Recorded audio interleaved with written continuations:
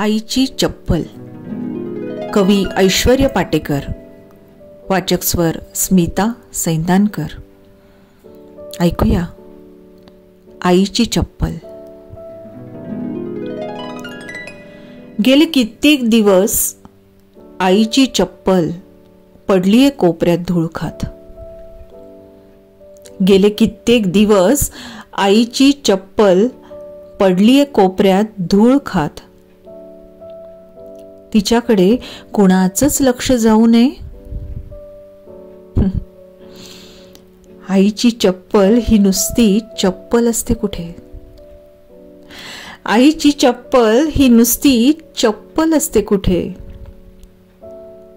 तिनं तिच्या तुटक्या अंगठ्यात सांधून ठेवलेला असतो कित्येक पिढ्यांचा इतिहास.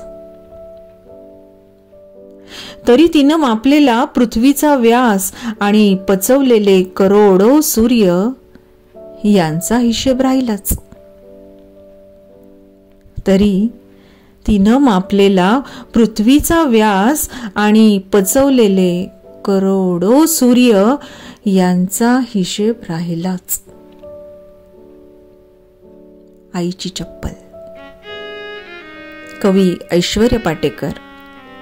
वाचक स्वर स्मिता सैंदानकर.